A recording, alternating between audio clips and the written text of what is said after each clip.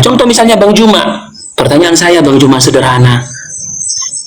Bang Juma tahu, apa Bang Juma ini percayakah Yesus jalan dan kebenaran dan hidup itu? Iya, justru karena itu saya tidak percaya Yesus mati dengan jalan kutub. Apakah Bang Juma ini adalah seorang pengikut Yesus? Ketika dia mengatakan akan datang seorang penolong lain, saya percaya. Ketika dia mengatakan akan datang Roh Kudus, saya percaya. Ketika dia mengatakan aku adalah utusan Tuhan untuk kaumku Bani Israel, saya percaya. Ketika dia mengatakan hidup kekal itu adalah mereka mengenal Engkau, pencipta langit dan bumi, satu-satunya Tuhan yang benar, dan Yesus yang Engkau utus, saya percaya. Kalau saya percaya, kalau dia mengatakan bahwa dia keluar dari kubur dan berkata pergi ke seluruh bangsa, berarti saya termasuk angkatan jahat. Oke, selamat malam Bang ya. Malam lagi kita jumpa, silakan. Terima kasih. Ini mau konfirmasi aja ini Bang Juma, kira-kira alasan Bang Juma mengatakan bahwa salib komedi putar maksudnya gimana ini? Itu pertanyaan. Ya. Apakah saya tidak mengatakan komedi putar salib itu, tapi saya bertanya, apakah salib itu komedian gitulah, komedi yang diputar-putar sehingga melahirkan sebuah konsep yang menggelikan bagi kami orang Islam, kan gitu maksudnya. Jadi gini, penyaliban itu sudah sering terjadi menurut Yesus. Bisa dilihat datanya di dalam Matius 23 nomor 32, 33, 34 sampai 36. Jadi Yesus sendiri yang mengatakan penyaliban itu sudah terjadi, dan bahwasanya penyaliban ini menyebabkan keturunan para penyalib disebut oleh Yesus sebagai ular-ular dan keturunan ular beludak. Bagaimanakah engkau bisa meluputkan dirimu dari neraka? Sedangkan separuh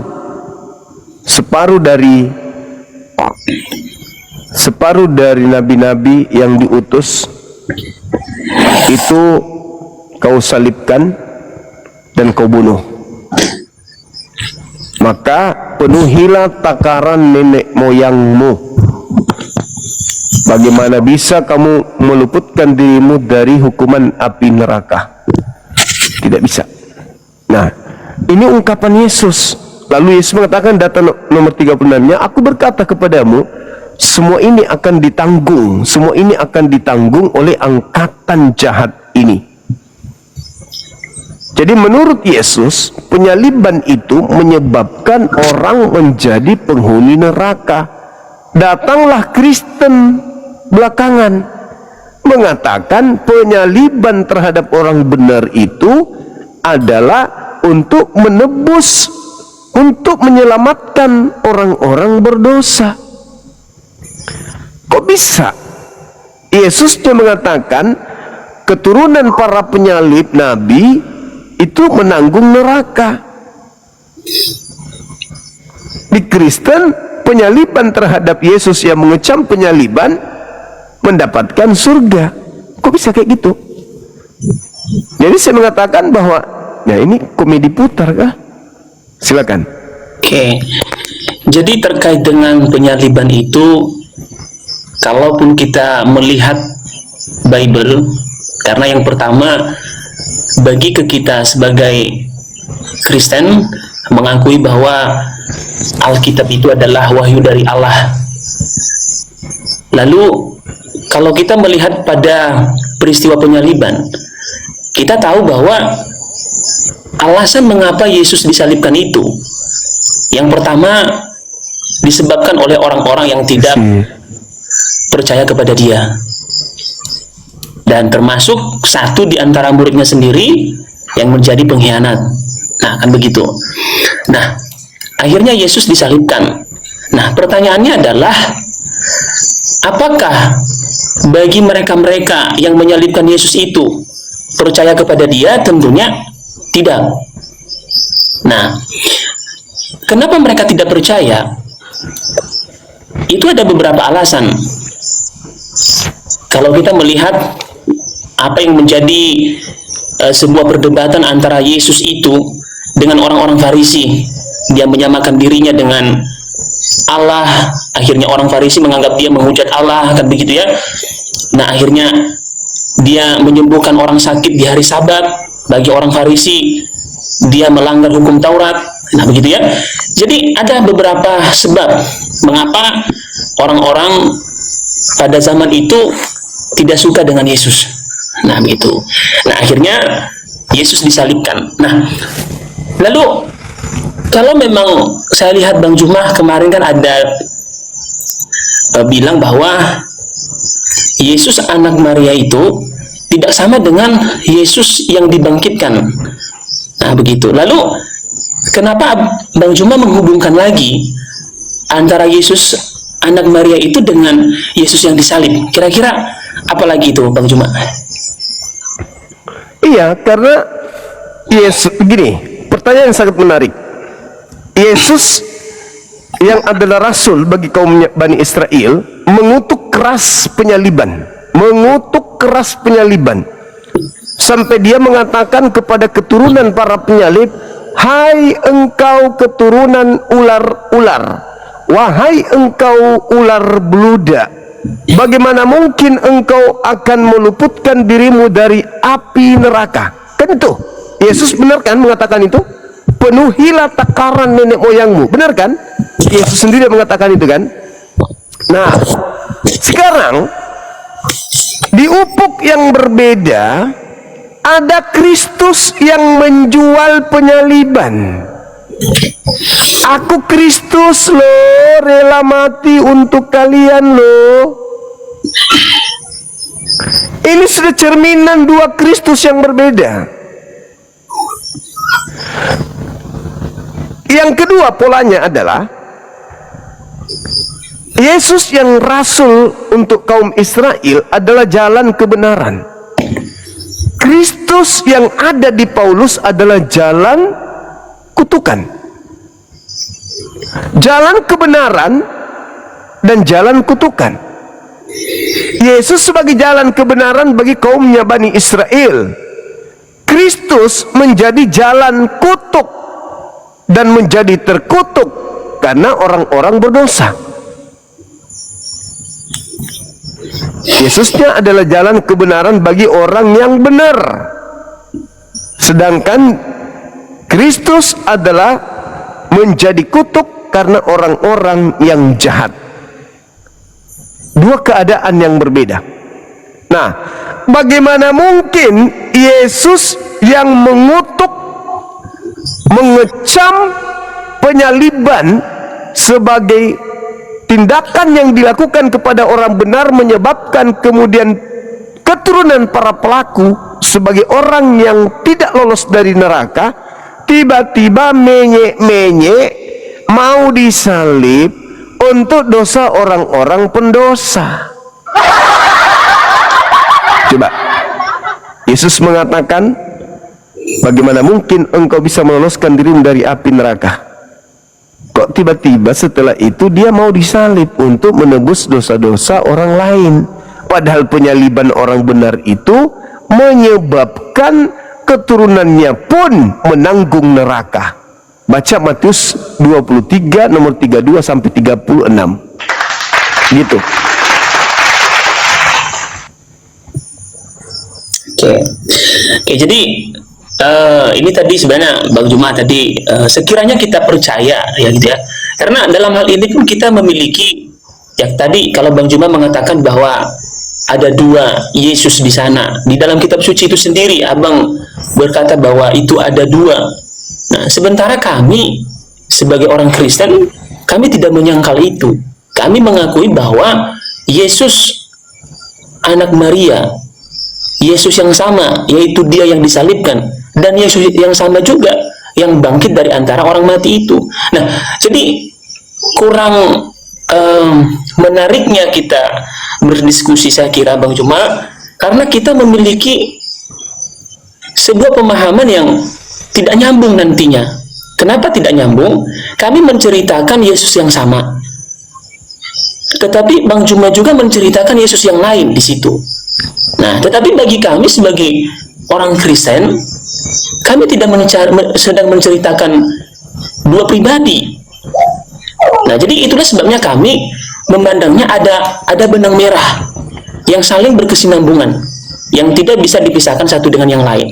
Misalnya contoh, kalau kita melihat pasal 23 Injil Matius itu, aku berkata kepadamu sesungguhnya semuanya ini akan ditanggung oleh angkatan ini.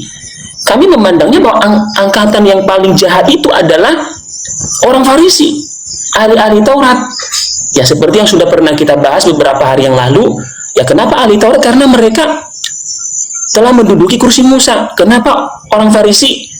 Mereka itu hanya pandai mengajar dan lain sebagainya. Nah, disitulah kami memandang pasal 23 Injil Matius itu. Bagaimana Yesus mengatakan bahwa angkatan yang jahat itu adalah orang Farisi. Nah, begitu Pak Juma. Nah, sekiranya kita memiliki yang paling tidak sebenarnya, sekiranya Abang tadi tidak mengatakan bahwa beberapa hari yang lalu sih sebenarnya, waktu kita diskusi kemarin ya, Yesus anak Maria dengan Yesus yang disalib dan dibangkitkan itu tidak sama. Nah, itulah yang membuat saya pun, sekiranya pun saya jelaskan data dengan Bang Juma, tetap Bang Juma menyangkal data itu karena Bang Juma memandang ada dua pribadi di dalamnya.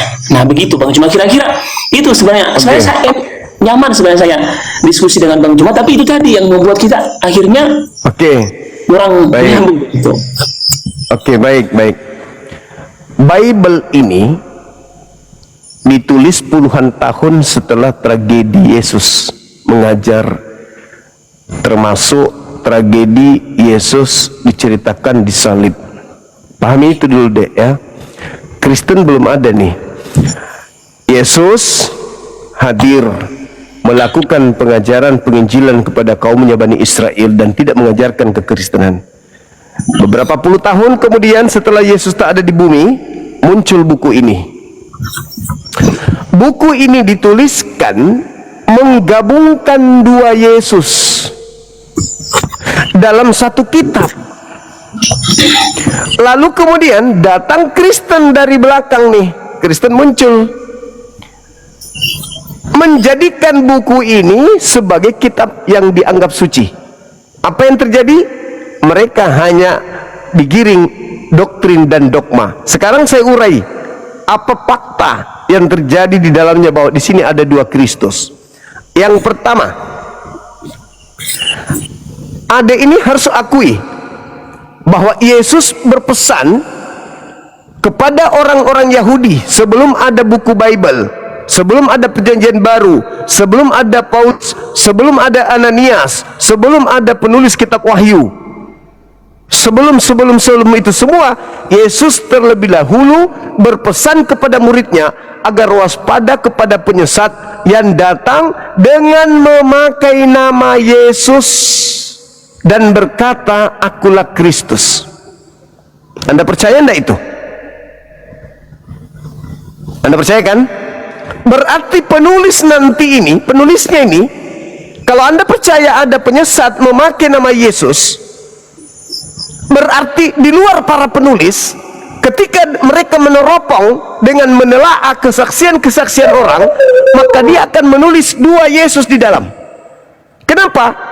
Ada kejadian Yesus palsu dia tulis, ada kejadian Yesus asli masuk juga ke dalam. Anda muncul mengimani kitab ini, menyangka bahwa Yesus yang dibahas di dalamnya, yang dua keadaan ini adalah Yesus yang sama. Padahal salah. Itu adalah dua Yesus yang berbeda. Nanti akan saya buktikan, mulai dari penangkapan sampai kepada penyaliban, sampai dia keluar dari kubur. Saya akan buktikan sampai kepada Paulus itu bukan Yesus. Nah, ketika Yesus mengatakan, waspadalah agar kalian jangan disesatkan, sebab akan datang banyak penyesat memakai namaku dan berkata akulah Kristus, mereka akan menyesatkan banyak orang. Saya minta adik ini jujur, apakah nubuatan Yesus ini tergenapi atau Yesus hanya berbohong?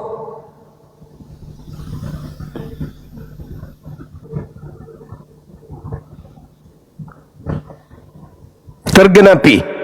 Tunjukkan orang banyak yang disesatkan oleh Yesus palsu. Apa nama kelompok orang banyak yang disesatkan oleh Kristus palsu ini? Oke, itu saya tidak tahu tuh Bang. Satu-satunya kelompok di luar Yahudi yang disebut pengikut Kristus hanya Kristen. Catat itu dulu. Saya nggak menghujat. Anda sudah mengakui bahwa apa yang diucapkan Yesus harus tergenapi sebab Yesus bukan pembohong. Oke? Kepada orang Yahudi angkatan pertama Yesus berkata di Bukit Zaitun, Matius 24, nomor 4, nomor 5, nomor 15, 16, 17, 18, 19, 20, 21, 22, 23, 24, 25, 26. Yesus sendiri mengatakan, jadi kalau ada orang berkata ada Mesias di sini, ada Mesias di sana, jangan kau percaya. Sebab Kristus palsu akan datang. Nabi-nabi palsu akan datang. Apa yang dilakoni oleh Kristus palsu dan nabi palsu ini? Melakukan tanda dahsyat, melakukan mukjizat, melakukan kekuatan-kekuatan. Apa fungsinya mereka melakukan kekuatan, mukjizat dan tanda-tanda dahsyat ini? Fungsinya adalah untuk menyesatkan banyak orang. Bukankah orang Kristen jatuh cinta kepada kebangkitan dari kubur setelah mati 3 hari? Itu adalah tanda dahsyat. Bukankah orang Kristen jatuh cinta kepada Yesus yang mengatakan bahwa dia datang untuk menebus dosa manusia? Bukankah orang Kristen jatuh cinta karena dia kemudian melakukan banyak mujizat-mujizat dan seterusnya? Itulah alat yang dipakai. Yang pertama adalah tanda dahsyat, yang kedua adalah mujizat, yang ketiga adalah kekuatan-kekuatan. Sekiranya mungkin mereka Yesus palsu ini menyesatkan banyak orang, itu harus tergenapi. Nah, oke lah, bukan Kristen. Orang banyak yang dimaksud ini bukan Kristen. Lalu siapa? Hindu bukan, Buddha bukan, ateis bukan, apalagi Islam. Satu-satunya kandidat hanya kalian. Tak ada yang lain. Sedangkan Yesus mengatakan ketika dia mengutuk, coba Anda baca di dalam Matius 23 yang kita bahas ini. Yesus mengutuk, celakalah, celakalah, celakalah, celakalah, celakalah, celakalah. Data nomor 39-nya apa kata dia? Dan aku berkata kepadamu, mulai sekarang, dengarkan Adinda, mulai sekarang kamu tidak akan melihat aku lagi sampai kalian berkata, diberkatilah dia yang datang dalam nama Tuhan. Kamu tidak akan mulai melihat aku lagi mulai sekarang. Berarti yang kau lihat keluar dari kubur bukan saya, yang datang kepada Ananias bukan saya, yang datang kepada Paulus bukan saya, yang datang di Pulau Patmos bukan saya, yang datang kepada para murtadin itu bukan saya. Kenapa? Karena ketika aku yang datang, maka lisan manusia akan memuji dan berkata, diberkatilah dia yang datang dalam nama Tuhan. Apakah itu sudah pernah terjadi? Belum.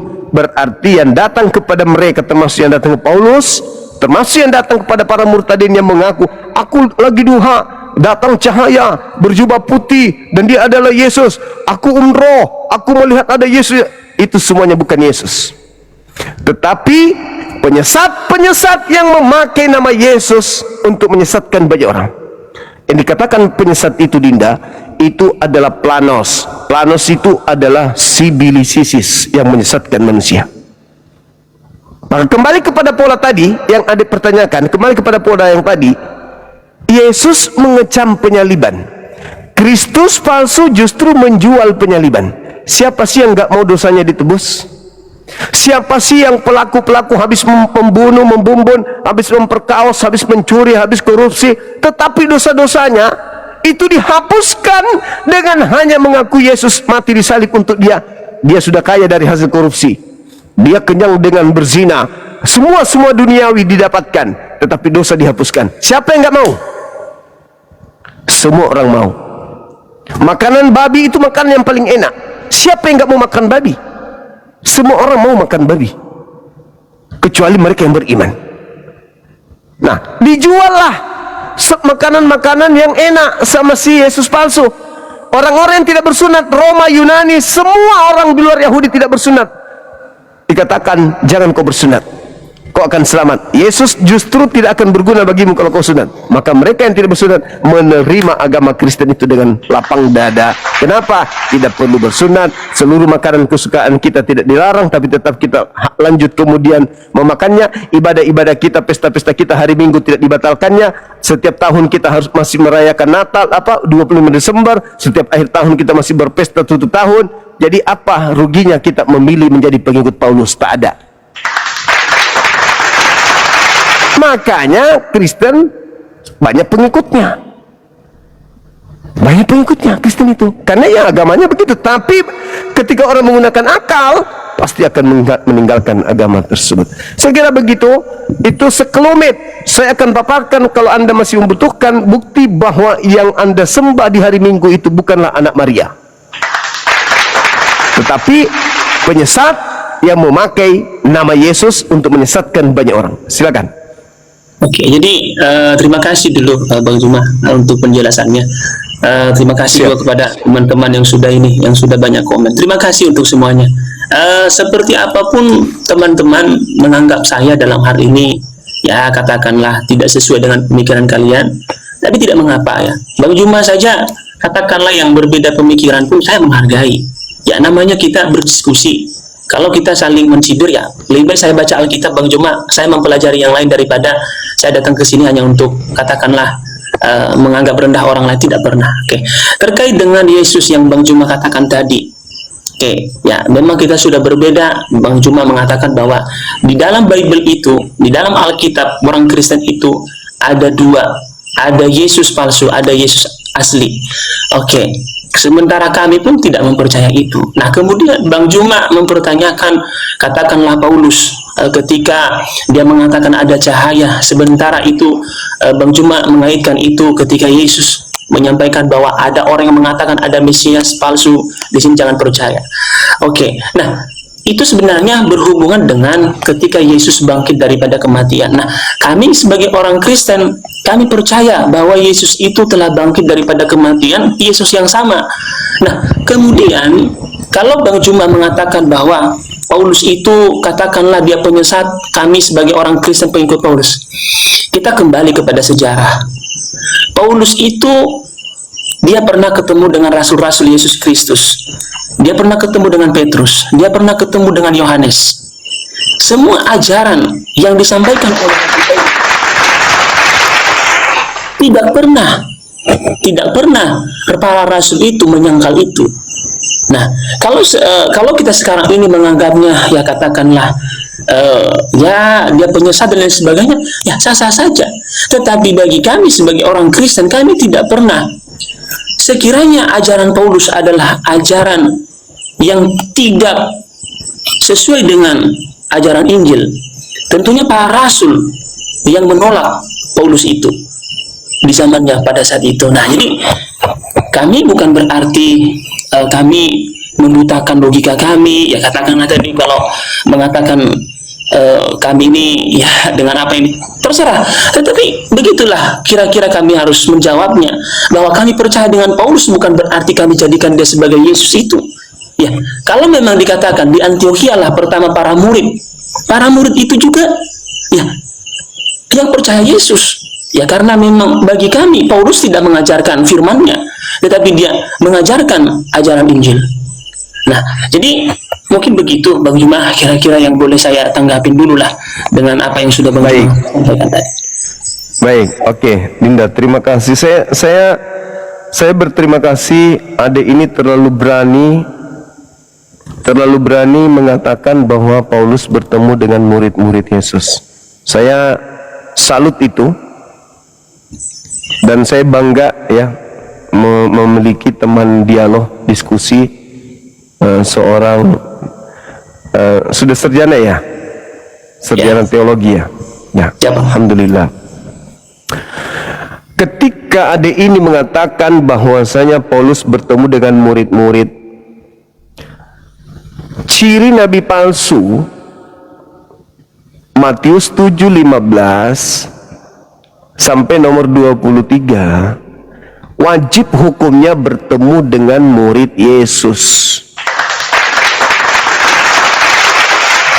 Kedua, ciri penyesat wajib hukumnya mendatangi murid Yesus. Matius 7, waspadalah kepada nabi-nabi palsu yang datang kepadamu. Harus datang, harus datang. Matius 24, nomor 4, nomor 5, waspadalah agar kalian jangan disesatkan, sebab akan datang banyak penyesat memakai namaku dan berkata akulah Kristus.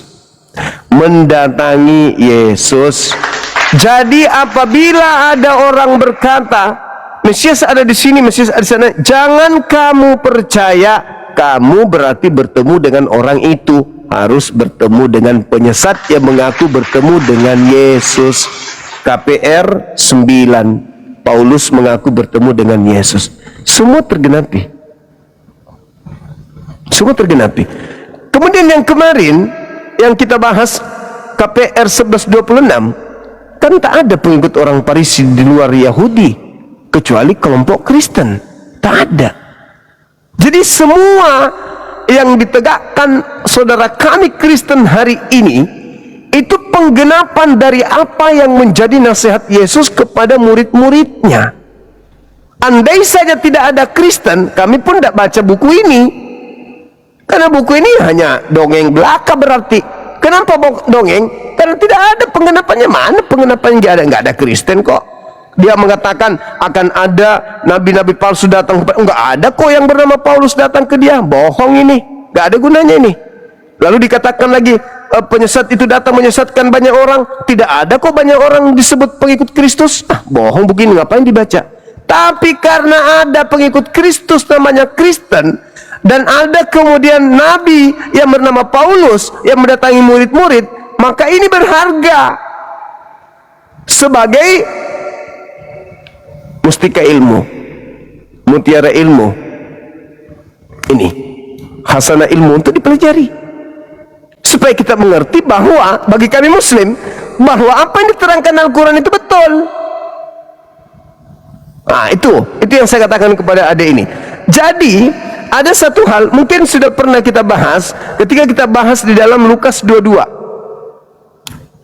Lukas 22 nomor 66, 67, 68, 69 sampai 71.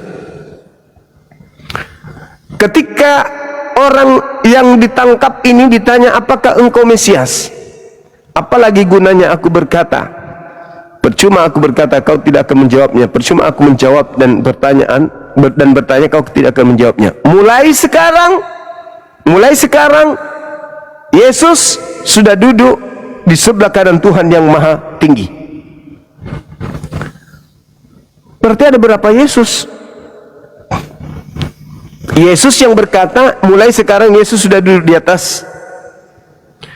Dan Yesus yang berkata, mulai sekarang kau tidak akan melihat aku lagi. Berarti yang disidang, yang ditangkap, yang disalib itu siapa? Bukan aku. Karena kau tidak melihat aku lagi. Mulai sekarang, kata Yesus. Nun dalam bahasa Yunani. Mulai sekarang, nun detik ini, mulai saat ini, kau tidak akan melihat aku lagi. Berarti yang ditangkap, yang disalib, yang diseret, yang diludahin itu bukan dia lagi. Itulah fakta. Nah, duduk persoalannya, Anda lihat khotbah Petrus terakhir dari saya di sesi ini. Khotbah Petrus menerangkan di dalam KPR 2 nomor 31, 32, 33, 34, 35, 36. Apa kata Petrus? Bukankah Nabi Daud makamnya masih ada di tengah-tengah kita, dan dia sudah menubuatkan akan bangkitnya seorang Mesias? Di mana Mesias itu? Dia tidak ditinggal di kuburan, jasadnya tidak mengalami kematian, melainkan tangan kanan Elohim akan meninggikannya alias mengangkatnya ke langit. Nah, Mesias yang dijanjikan kepada Bani Israel tidak mengalami kematian, tidak ditinggal di kuburan, ditinggikan oleh tangan kanan Elohim. Sementara penyaliban terjadi, maka di data nomor 36-nya, maka Petrus mengatakan, jadi seluruh orang Israel harus tahu dengan pasti bahwa Yesus yang telah kau salibkan itu telah dibuat menjadi Tuhan dan Kristus. Berarti ada dua. Ada yang tidak mengalami kematian, ada yang tidak mengalami kematian ini jasadnya tidak ditinggal di kuburan dan dia ditinggikan oleh tangan kanan Elohim. Ada juga yang disalib, berarti ada dua. Itu khotbah Petrus dalam satu perikop. Silakan. Oke, Bang Juma, terima kasih. Jadi terkait dengan yang Petrus pun khotbahkan itu tidak pernah bertentangan bagi iman kekristenan kita. Kalau dikatakan Yesus yang disalibkan, ya karena memang kami percaya bahwa Yesus itu telah disalibkan. Kalau dikatakan tidak mengalami maut, ya Yesus bangkit daripada kematian. Itulah yang membuat dari konfirmasi daripada Petrus itu meyakinkan dan berkesinambungan. Itu tidak mungkin itu bertolak belakang. Nah, kemudian terkait dengan yang kata Bang Juma tadi mengenai ada muncul Mesias. Oke, ya itu kan ketika akhir zaman memang akan muncul Mesias palsu itu. Tetapi bukan berarti yang bertemu dengan para murid, para rasul adalah itu palsu. Kenapa? Ketika Yesus bangkit daripada kematian, itu tadi saya katakan tadi, sekiranya kita memiliki pemahaman yang sama dulu antara Yesus anak Maria dengan Yesus yang disalibkan dan bangkit itu. Ketika Yesus bangkit dari kematian, dia menampakkan dirinya kepada murid-muridnya. Apakah ketika Yesus menampakkan dirinya lantas itu Mesias palsu? Bukan. Yesus yang sama yang telah disalibkan dan bangkit itu, dan itulah Yesus yang menampakkan diri kepada para murid pada saat itu. Nah, jadi semua yang Bang Juma sampaikan benar dalam satu sisi, ya karena Bang Juma memandang demikian. Tetapi kami sebagai orang Kristen tidak memandang demikian, Bang Juma. Nah, jadi maka tadi saya katakan sekiranya pun kita menghabiskan waktu kita untuk membahas kitab suci ini, saya kira belum dapat titik temu. Dan kepada saudara-saudari yang memang tidak memiliki kepercayaan kepada Yesus itu, tidak masalah. Itu tidak, kita punya hak dan punya juga sebuah pengertian, kita tahu kepada siapa kita percaya. Tetapi kalau misalkan hanya dengan kita tahu satu, lalu lantas teman-teman misalnya yang lain mengatakan, ya itu tidak tahu dia kitabnya, ya tidak mungkin lah. Kami dibesar-besarkan dengan apa yang kami imani, dan kami seperti yang sudah pernah saya bilang dengan Bang Juma, ya kami tahu kepada siapa kami percaya. Jadi sekiranya pun kita berbeda kepercayaan, apakah itu menjadi sebuah alasan bagi saudara-saudara kami mengatakan bahwa kami ini yang lain-lain begitulah. Nah, saya berharap tadi saya ada baca juga ini Bang Juma, komentar dari kawan-kawan sih sebenarnya. Nah, secara pribadi pun terganggu pikiran saya membaca ada komentar juga, ya kan? Jadi saya pikir Bang Juma dengan apa yang Bang Juma sampaikan benar menurut Bang Juma, ya karena udah memandang tadi dua Mesias, dua Yesus itu. Tetapi kami tidak memandang demikian. Hanya itu sih yang saya tekankan dengan Bang Juma. Jadi sekiranya pun Bang Juma misalnya katakanlah mempercayai bahwa Yesus yang dikatakan atau yang diceritakan di dalam Injil itu, ya artinya anak Maria dan juga Yesus yang sama yang telah disalibkan dan bangkit itu, mungkin komunikasi kita, diskusi kita masih nyambung dia, Bang. Nah, tapi karena udah berbeda, tak mungkin Bang Juma, tidak mungkin ada titik temu. Nah, begitu. Karena kenapa? Bang Juma membedakan di lain sisi. Contoh misalnya yang Bang Juma tadi bilang, Yesus yang memberitahukan ada Mesias palsu, itu Yesus yang satu. Yesus yang mengatakan, yang timbul seperti cahaya kepada Paulus, itu Yesus palsu. Yang bangkit, itu Yesus palsu. Jadi tak nyambung kita, Bang. Jadi itu mungkin menurut saya, Bang Juma, saya kira baik itu, Bang, ya. Dengarkan saya dulu, Bang.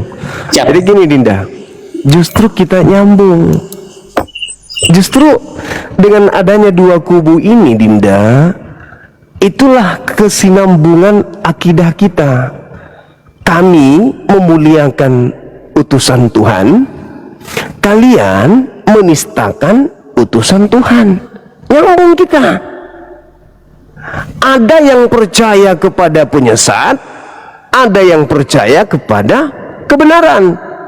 Nah, sekarang pertanyaan saya, apakah Anda percaya bahwa Yesus mengatakan kepada muridnya akan datang kepada mereka penyesat dengan memakai nama Yesus? Itu dulu poinnya. Kalau Anda percaya, Anda juga harus percaya bahwa Dia menyesatkan banyak orang. Jadi harus ada yang sesat, dalam hal ini harus ada yang memegang pada tonggak kebenaran. Kalau Anda dan saya itu sudah menyatu, berarti tidak nyambung, justru nggak nyambung. Tapi karena Anda kemudian ada di pihak sebelah, saya ada di pihak sebelah, kita berbeda pihak, maka sudah nyambunglah cerita kita ini. Kenapa? Karena Yesus memang mengatakan Yesus palsu menyesatkan orang. Anda sedang membela Yesus yang palsu ini karena Anda tidak akan pernah bisa lolos dari pengakuan Yesus. Kata Yesus, aku akan pergi dan engkau tidak akan melihat aku lagi sampai engkau berkata, diberkatilah dia yang datang dalam nama Tuhan. Mau bukti? Anda belajar teologi, tolong tunjukkan di antara orang yang pernah mengalami penampakan dengan Yesus, mulai dari Ananias, mulai dari keluar dari kubur, ada nggak terucap dari mulut mereka, diberkatilah Yesus yang datang dalam nama Tuhan? Ada nggak? Kamu tidak akan melihat aku lagi sampai kalian berkata, diberkatilah aku yang datang dalam nama Tuhan. Kamu tidak akan melihat aku lagi. Berarti kalau ada yang datang kau lihat mengaku Yesus, tetapi tidak ada ucapan diberkatilah dia dalam nama Tuhan, itu bukan aku. Pertanyaan saya boleh keliru, saya boleh tutup komal, bahkan yayasan besar saya Apologetis Islam akan saya tutup kalau seluruh aktivitas yang muncul di Bible ada orang yang kemudian bertemu Yesus, mengaku Yesus, lantas mereka berkata diberkatilah Yesus dalam nama Tuhan, maka apologet saya tutup, apologet Islam. Tunjukkan kepada saya, Anda adalah orang terpelajar, Anda adalah sarjana teologi, dudukkan kalau ada. Silakan. Oke, nah terkait dengan yang abang tadi bilang, ya, bahwa kamu tidak pernah melihat aku lagi, ya, itu memang Yesus sudah sampaikan itu kepada murid-muridnya.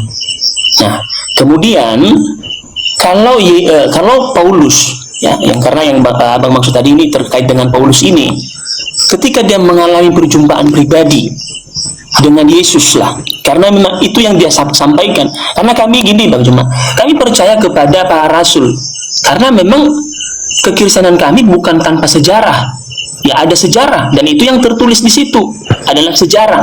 Nah, ketika Paulus menceritakan itu, dia mengalami perjumpaan dengan Yesus itu berupa cahaya. Nah, begitu.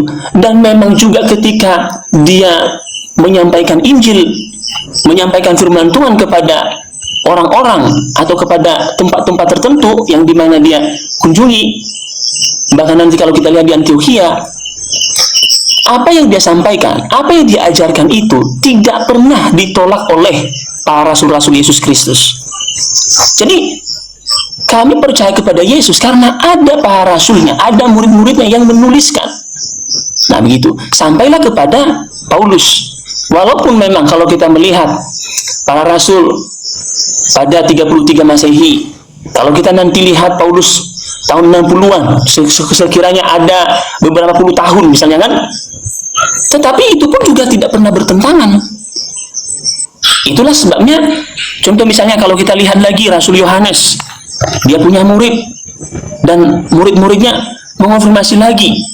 Jadi bukan berarti kami dalam tanda petik, ya kami seolah-olah menutup pikiran kami dengan sejarah. Ya karena memang kekristenan itu adalah yang mengerti sejarah.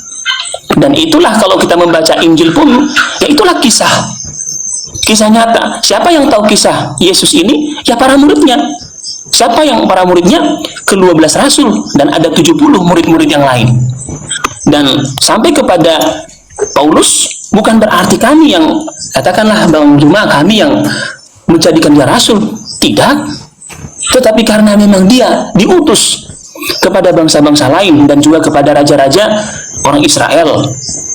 Nah, begitu. Dan memang tidak pernah disanggah oleh rasul-rasul Yesus Kristus yang di zaman dia, karena memang tadi seperti yang sudah sampaikan dari awal, ya sudah pernah ketemu dengan rasul-rasul, baik Petrus. Nah, begitu. Bahkan juga pernah mereka bertentangan, kan begitu ya. Nah, jadi itulah yang membuat kami berdiri sampai sekarang. Iya, memang harus berdiri sampai sekarang, karena keturunan kalian harus bertemu dengan Yesus. Pada hari terakhir nanti banyak orang berseru kepadaku, Tuhan, Tuhan, bukankah kami bernubuat, mengusir setan, bermujizat, memakai namamu? Keturunan kalian itu harus sampai di hari terakhir. Itu yang pertama. Kemudian yang kedua, ketika Yesus mengatakan, kamu tidak akan melihat aku lagi. Ingat, seruan Yesus itu adalah seruan kepada seluruh orang Farisi, seluruh ahli Taurat, seluruh orang Yahudi. Baca Matius 23 itu, dari 1 sampai 39. Itu seruan Yesus kepada seluruh orang Yahudi, ahli Taurat, dan juga orang Farisi. Kalian tidak akan melihat aku lagi, sampai kalian berkata, diberkatilah dia yang datang dalam nama Tuhan. Apakah Paulus berkata seperti itu ketika dia melihat Yesus? Tidak. Apakah Ananias berkata seperti itu? Tidak. Di Pulau Patmos? Tidak. Tidak ada yang pernah berucap seperti itu. Belum ada. Belum. Sampai hari ini belum ada. Berarti belum pernah Yesus terlihat. Lalu siapa yang mereka lihat? Ingat kata Yesus, Kristus palsu sekiranya mungkin menyesatkan murid-murid pilihan juga. Kalau murid-murid ini juga disesatkan oleh Paulus, tergenapi apa yang dikatakan Yesus. Kalau disesatkan juga si murid, berarti ketika Yesus mengatakan waspadalah, waspadalah, waspadalah, waspadalah, berarti murid tidak waspada. Sebab dia akan menyesatkan orang-orang pilihan juga. Nah, ketika Anda mengatakan kompak mereka menerima, berarti penyesat berhasil menyesatkan mereka. Itu real, itu fakta, berdata. Jadi kalau Anda mengatakan kami tahu sejarah, kami paham sejarah, maksudnya tahu Bible, tahu ini. Itu maksudnya. Nah, kembali kepada data kita. Ketika Yesus mengatakan bahwasanya aku memang harus pergi, sebab kalau aku tidak pergi, maka roh kebenaran itu tidak akan datang. Berarti aku harus pergi. Yang datang setelah aku adalah roh kebenaran, bukan aku. Tetapi yang datang kepada Paulus justru aku. Sedangkan kalau aku, hati-hati. Hati-hati kalau aku. Sebab kalau aku, dia mengaku aku, tandanya satu, ada yang mengucapkan diberkatilah aku yang datang dalam nama Tuhan. Kan murid bertanya, Guru, apa tanda kedatanganmu? Tanda kedatanganku, aku akan nampak di tengah langit. Semua manusia akan melihat aku. Semua manusia akan meratap. Matahari menjadi gelap, bulan tak bercahaya, bintang-bintang berjatuhan, kuasa langit akan berjatuhan. Jadi kalau Anda yang mengaku bertemu aku tapi tidak ada tanda itu, jangan kau percaya. Pertanyaannya, ketika ada yang mengaku akulah Yesus yang kau niaya, ada enggak tanda itu? Enggak ada. Apa kata Yesus? Jangan kau percaya. Ketika datang kepada Ananias, apakah ada tanda itu? Tidak ada. Apa kata Yesus? Jangan kau percaya. Kalau kau percaya, berarti kau disesatkan. Itu tertulis di dalam kitab saudara sendiri. Apa tanda kedatanganmu? Tanda kedatanganku. Bayangkan di antara tahun 30 ke 33 sampai kepada tahun 60-an, itu kurang lebih 30 tahun. 30 tahun. Tiba-tiba Paulus di 30 tahun berikutnya mengaku bertemu dengan Yesus. Ada enggak tanda yang dimaksudkan Yesus? Kalau ada yang mengaku bertemu dengan aku, jangan kau percaya. Sebab kalau aku yang datang, aku tampil di tengah langit, seluruh manusia akan melihat aku. Matahari menjadi gelap, bulan tak bercahaya, bintang akan berjatuhan, kuasa langit berguncang. Apakah itu sudah terjadi kepada Paulus? Tidak. Berarti percaya atau jangan percaya terhadap yang datang kepada dia? Jangan percaya. Kenapa bisa? Itu bukan aku. Seperti itu. Silakan. Oke, jadi ya kalau tadi misalnya contoh, kalau ada tadi teman-teman yang mengatakan asumsi, kami tidak pernah mengatakan asumsi karena kami mempercayai wahyu Allah yang memang telah kami terima. Itulah Bible itu. Nah, kalau terkait ketika Bang Juma tadi mengatakan bahwa tanda-tanda ketika Yesus datang. Nah, saya memang sudah pernah saya bilang sama Bang Juma bahwa itulah tanda-tanda dari kedatangan Yesus itu nanti untuk kedua kalinya. Nah, ketika Yesus menampakkan diri kepada para murid dan rasul-rasul, apakah berarti menggugurkan atau membatalkan apa kata Yesus itu? Bagi kami tidak. Ya, artinya kenapa? Karena kami percaya kepada Yesus yang telah bangkit dari antara orang mati itu. Dan ketika dia sudah bangkit, dia menampakkan diri kepada para rasul dan murid-murid. Dan Yesus yang sama yang menampakkan diri kepada Paulus. Tetapi memang Yesus belum datang untuk kedua kalinya. Kalau ada misalnya sekarang orang mengatakan, oh Mesias sudah ada di sini, ya kami tidak percaya. Tetapi ketika Paulus mengatakan ada cahaya, itu perjumpaan pribadi itu bagi kami. Kenapa? Ya karena kami percaya bahwa Yesus itu sudah bangkit. Nah begitu. Nah ketika dia sudah bangkit lalu dia menampakkan diri, ya itu kan lumrah. Ya itu memang nyata. Nah jadi kalau tadi Bang Juma mengutip tadi Markus itu, ya tidak mengukurkan ketika murid-murid mereka melihat Yesus. Contoh misalnya Bang Juma ketika para murid, nah itu tadi yang saya bilang tadi, Injil yang telah tertulis ini adalah sebuah kisah bagaimana mereka mengalami perjumpaan. Ketika mereka menutup pintu dan jendela, tiba-tiba Yesus itu datang kepada mereka. Nah kami percaya itu. Nah karena kami percaya kepada Yesus yang telah bangkit itu, Yesus yang sama. Nah sementara Bang Juma sendiri tadi sudah mengatakan bahwa itu Yesus yang lain. Nah itulah yang membuat kita akhirnya ya kurang sinkron dalam hal itu. Nah kami tidak pernah membicarakan Yesus yang lain selain daripada dia yang sudah saya sampaikan tadi. Nah begitu sih Bang Juma. Iya. Jadi sekiranya Anda kemudian memahami adanya dua Yesus, berarti Anda nggak disesatkan. Kan kalau dikatakan orang yang sesat itu, contoh masuk ke hutan, dia sesat, kan dia lagi tidak sadar, dia nggak tahu jalan. Anda juga akan mengatakan itu satu Yesus, ya karena Anda sedang disesatkan. Itu fakta, itu real. Sekarang pembuktian sederhananya saja. Ketika Yesus mengatakan, ketika Anda mengatakan itu adalah perjumpaan pribadi dengan Yesus, bukankah Yesus mengatakan, jadi apabila ada orang berkata ada Mesias di sini, ada Mesias di sana, jangan kau percaya. Kan itu perjumpaan pribadi. Sebab Kristus palsu, maksudnya Kristus palsu ini datang kepada manusia. Iblis ini datang kepada manusia mengaku Yesus, mengaku Kristus, sehingga manusia tadi percaya, aku kedatangan Yesus loh. Akhirnya karena dia dipercaya, maka iblis tadi membimbing orang tersebut untuk menjadi pengajar, untuk mengajar orang lain percaya kepada dia bahwa Yesus sudah datang kepadanya. Dikasihlah 13 buku. Tetapi Yesus tidak pernah memberikan buku kepada Paulus, tetapi Paulus menuliskan dari bisikan Yesus yang datang kepada dia. Buktinya, ketika kita membaca dalil, Bung, pada hari terakhir nanti banyak orang berseru kepadaku, Tuhan, Tuhan, bukankah kami bernubuat, bermujizat, mengusir setan pakai namamu? Apa kata Yesus?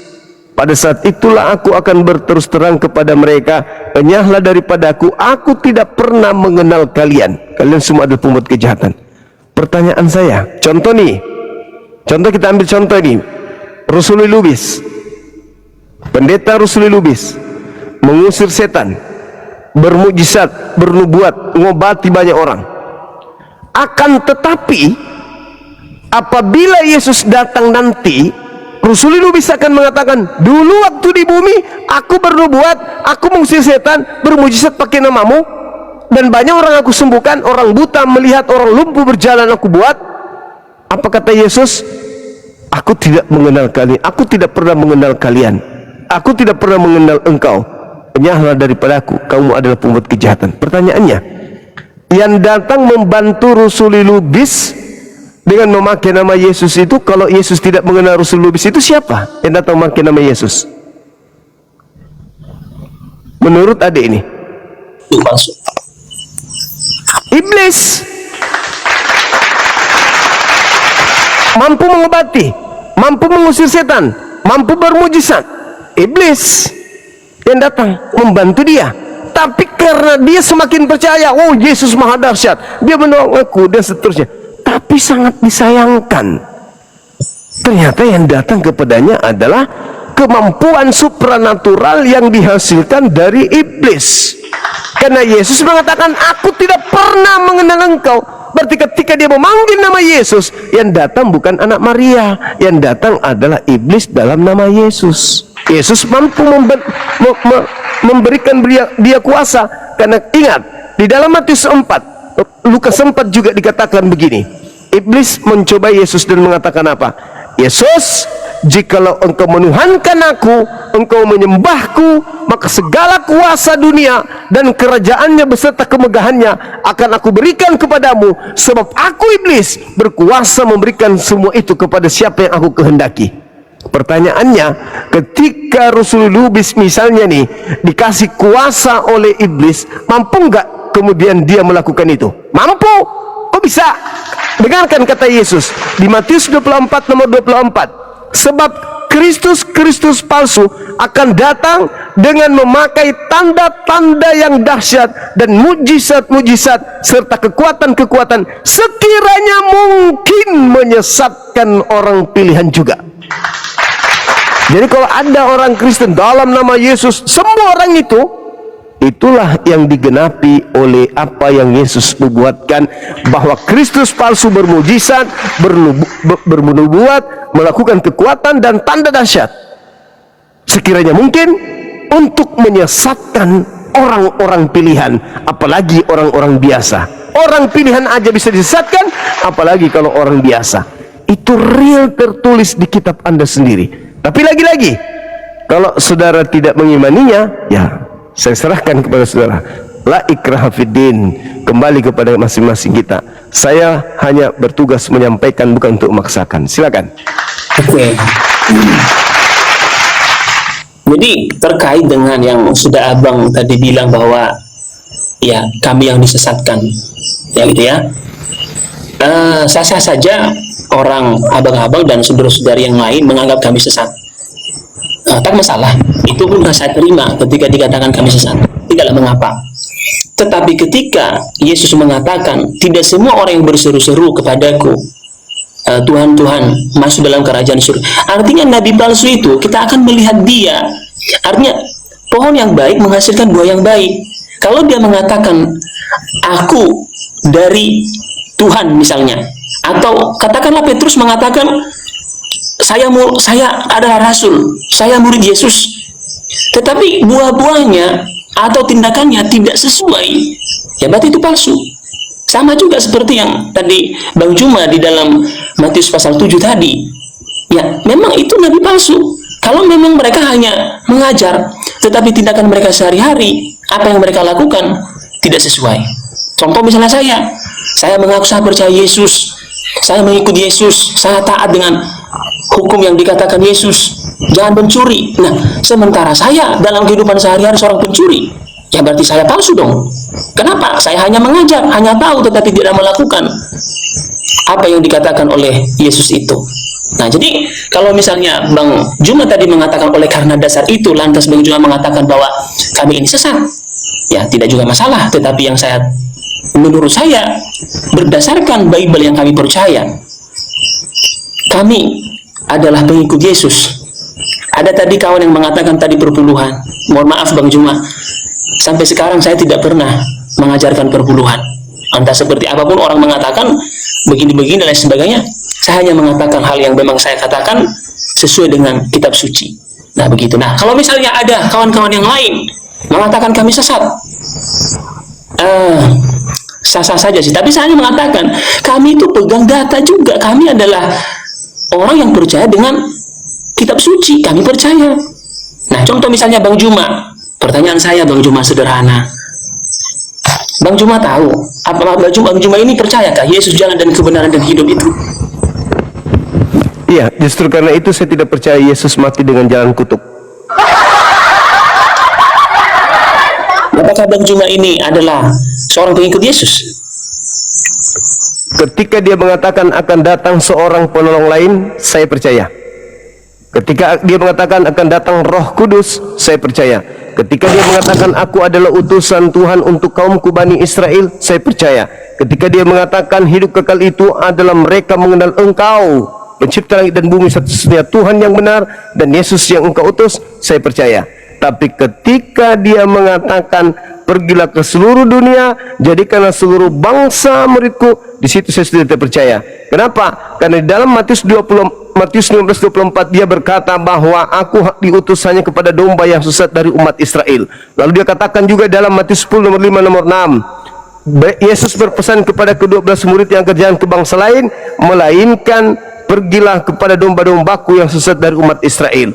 Kalau saya percaya kalau dia mengatakan bahwa dia keluar dari kubur dan berkata pergi ke seluruh bangsa, berarti saya termasuk angkatan jahat. Kenapa? Matius 12 nomor 38 sampai nomor 40 dikatakan, angkatan jahat dan angkatan tidak setia ini minta suatu tanda, dan tidak akan diberikan tanda selain tanda anak manusia berada dalam perut bumi 3 hari 3 malam. Kalau saya percaya yang keluar dari bumi, berarti saya adalah angkatan jahat. Tapi ketika dia mengatakan akulah jalan, akulah kebenaran, akulah hidup, tidak ada yang sampai kepada Bapa tanpa melalui saya percaya. Dari lisannya sendiri mengatakan, aku akan minta kepada Bapa, Yohanes 14:12, agar Bapa mengutus seorang penolong lain, seorang penolong lain. Saya percaya itu. Makanya kami ketika berbicara mengenai Al-Quran surah As-Saff, saya sudah pernah katakan bahwa siapa duluan datang, Isa atau Yesus? Lebih duluan Isa. Isa dulu datang ke tengah-tengah kaumnya Bani Israel, lalu penulis Bible muncul belakangan menuliskan kisah Nabi Isa dengan bahasa Yunani, dengan menuliskan Isaos Kristos. Nah, berarti Nabi Isa lebih dulu datang. Nabi Isa mengatakan apa? Wa isqala Isa ya Bani Israel, inni rasulullahi ilaikum musaddiqan lima baina yaday minat Torah wa mubashiran bi rasuli yatimin ba'di ismuhu Ahmad dalam bahasa Arabnya, ismuhu Ahmad dalam bahasa Arab dikatakan Rohamed di dalam Yohanes 16 nomor 7 sampai nomor 15. Yesus sendiri yang mengatakan itu, bahwa akan datang seorang penolong lain. Ketika ia datang, dia tidak berkata-kata dari dirinya sendiri, melainkan apa yang dikatakannya adalah apa yang diperintahkan untuk ia katakan, ia sampaikan. Dan ketika ia datang, dia akan mengingatkan kalian tentang perkataan-perkataan yang pernah aku ucapkan, dan dia akan memuliakan aku. Satu-satunya di antara dua oknum tokoh, antara Paulus dan Nabi Muhammad, hanya Nabi Muhammad yang memuliakan Yesus. Paulus, Kristus telah menebus kita dari kutuk hukum Taurat dengan jalan menjadi kutuk. Itu fitnah yang paling besar yang Paulus lakukan terhadap Yesus. Demikian. Oke Bang, terima kasih lah kalau memang. Nah jadi artinya sebagian percaya, sebagian tidak percaya, kan begitu kan Bang Juma ya? Dengan Injil yang... Saya jelaskan, sabar 30 detik. Kenapa saya katakan sebagian percaya? Itu tadi, Nabi Isa duluan datang melakukan penginjilan kepada kaumnya. Setelah Nabi Isa mengalami pencobaan pembunuhan, Allah mengangkatnya ke langit. Ada penggantinya. Itulah yang dicatat kemudian oleh penulis kitab saudara. Namun sebelum mencatat yang datang menggantikan Nabi Isa, dia juga mendengarkan kesaksian-kesaksian orang tentang Nabi Isa ketika dia masih kanak-kanak sampai dia melakukan penginjilan. Jadi dua cerita digabung dalam satu kitab, tentang Nabi Isa, lalu kemudian tentang penggantinya, lalu namanya sama-sama Isaus atau Yesus dalam bahasa kita di Indonesia ini. Silakan. Oke. Nah, jadi kalau tadi Bang Juma mengatakan bahwa ada satu penolong lain, lalu Abang tadi mengartikan bahwa itu dari kepercayaannya Abang, oke, tidak masalah. Tetapi kalau kami, Bang Juma, tidaklah demikian memahami kitab suci itu. Kami tidak pernah menghubungkan satu kitab suci itu, katakanlah kepada kepercayaan yang lain. Kalau kami memang percaya bahwa penolong yang lain yang dimaksud Yesus di sana adalah yang Roh Kudus. Ya, itulah yang terjadi ketika hari Pentakosta kalau kita membaca Kisah Para Rasul. Nah, begitu. Nah, kalau Bang Ju masih mengartikan sah-sah saja, tetapi ya itu tadi yang saya katakan, bahwa kami tidak pernah mengaitkan hal itu kepada kepercayaan yang lain. Kalau dikatakan itu penolong yang lain adalah Roh Kudus. Dan itulah nanti yang terjadi di Kisah Para Rasul pasal 2 itu. Nah, gitu Bang Jumana. Oke, jadi saya pikir terkait tadi dengan kalau dikatakan Yesus datang kepada Bani Israel, memang benar, ya, gitu kan? Jadi memang itu berdasarkan Injil juga, ketika Yesus juga mengutus juga murid-muridnya, ya, jangan pernah menyimpang ke kanan dan ke kiri kepada domba-domba yang hilang dari Israel. Yes, betul, itu tidak salah. Tetapi di dalam kisah Injil adalah orang-orang Samaria. Katakanlah orang Samaria itu tidak pernah akur dengan orang Israel, tetapi ketika dia percaya, Yesus mengatakan, di angkatan ini saya tidak pernah melihat ada orang yang memiliki iman sedemikian. Dan itulah sebabnya ketika Yesus melalui Paulus, kami percaya bahwa apa yang telah tertulis dalam Injil ini, dalam kitab kami percaya sepenuhnya. Kami tidak pernah menyangkal, Bang, cuma setengahnya atau sepotong-sepotong atau sebagian. Kami tidak pernah demikian. Kami percaya sepenuhnya. Kalau tadi ada saudara-saudara yang lain tadi mengatakan bahwa asumsi, ya sah-sah saja mereka mengatakan asumsi, tapi kami tidak pernah mengatakan asumsi. Apa yang dikatakan oleh Bible kami, itulah yang kami sampaikan, itulah yang kami percayai. Kami tidak pernah mempercayai sesuatu hal yang tidak disampaikan oleh kitab suci atau Bible kami. Contoh misalnya mengenai penolong, kami tidak pernah mengartikan hal itu, penolong itu adalah manusia, wujud manusia, tidak. Ya, kenapa? Ya, karena itu tidak dikatakan oleh kitab suci kami. Yang disampaikan di sana adalah Roh Kudus. Ya, itulah yang kami percayai. Nah, begitu Bang Cuma. Nah, mungkin itu menurut saya tanggapan dari coba oke. Yohanes 14 nomor 16 itu bukan Roh Kudus, seorang manusia. Aku akan minta kepada Bapa agar Bapa mengutus seorang penolong lain. Itu satu. Yang kedua, kalau adik ini membaca di dalam Yohanes 1 nomor 20, 21, 23, imam-imam Yahudi yang berasal dari orang-orang Yerusalem dan imam-imam Lewi itu sedang menunggu 3 tokoh. Yang pertama adalah Elia, yang kedua adalah Mesias, dan yang ketiga adalah Nabi yang akan datang. Elia adalah Yohanes Pembaptis, Mesias adalah Yesus, Nabi yang akan datang siapa? Coba Anda dalami lagi Yohanes 1 nomor 20, 21. Yang akan datang memuliakan Yesus.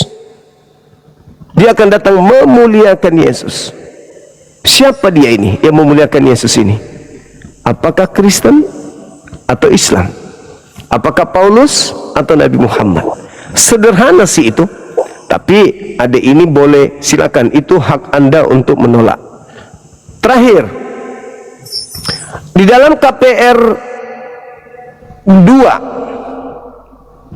3 nomor 22-23, bukankah di dalam kitab Taurat Musa dikatakan bahwa Elohim akan mengutus seorang nabi dan akan terjadi siapapun yang tidak mendengarkan nabi itu akan dibasmi dari umat kita. Nabi siapa yang dimaksud?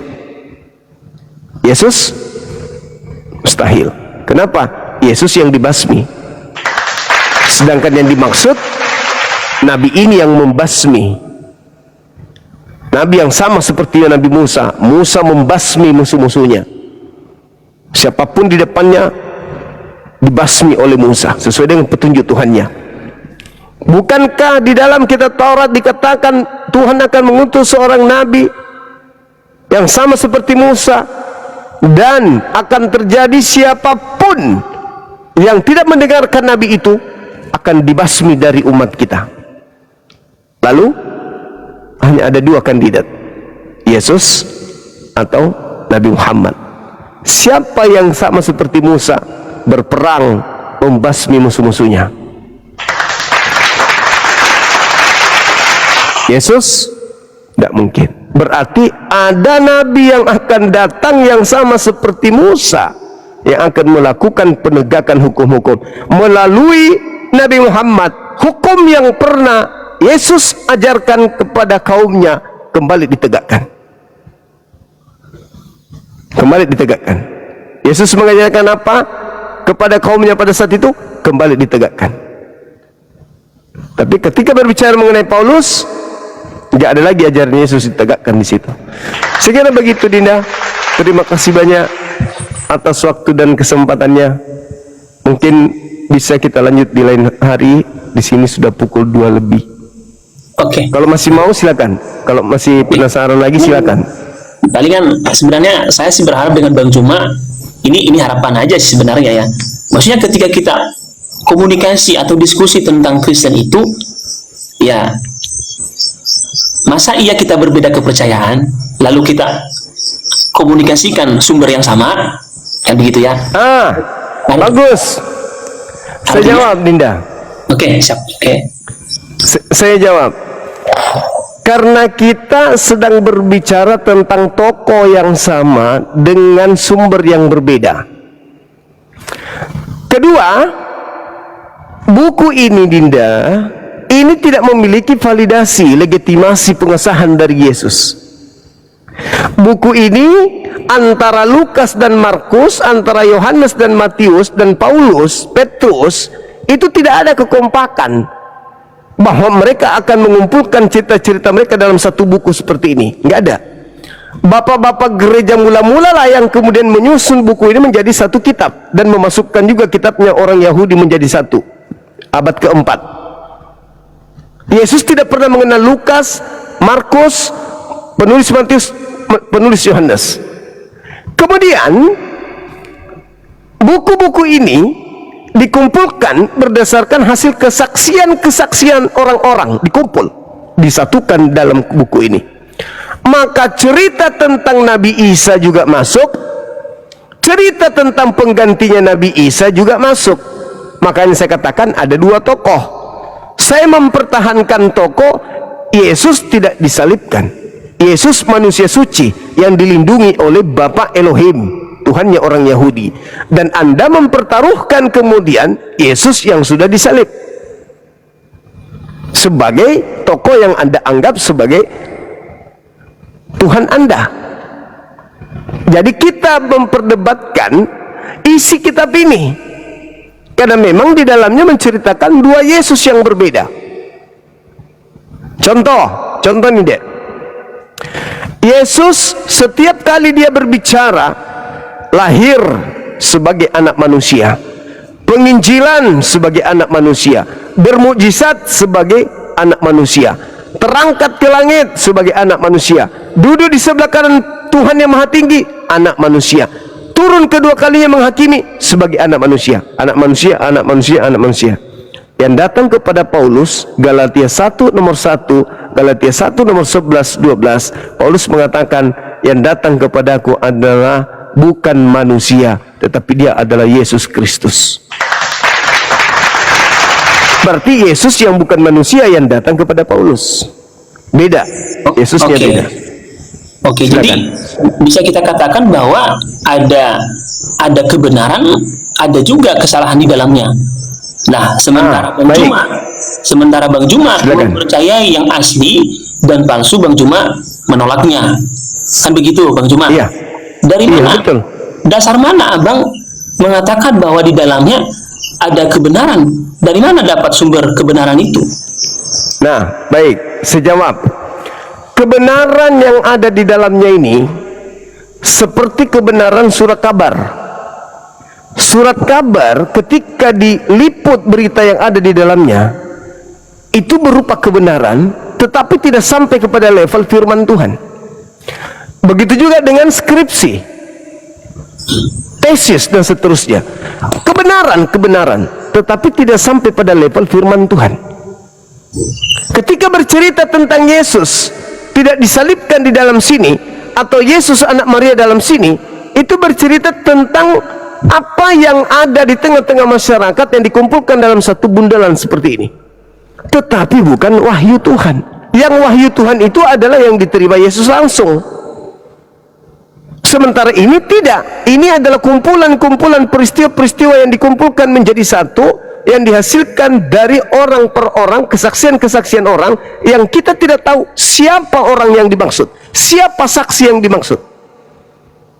Tidak ada yang tahu siapa saksi ini. Banyak orang seperti Lukas misalnya, Theophilus yang mulia, banyak orang menyusun cerita-cerita dan peristiwa-peristiwa yang terjadi di antara kita. Maka saya merasa, setelah saya menyelidiki, saya merasa terpanggil untuk menyusunnya kembali untuk aku persembahkan kepadamu.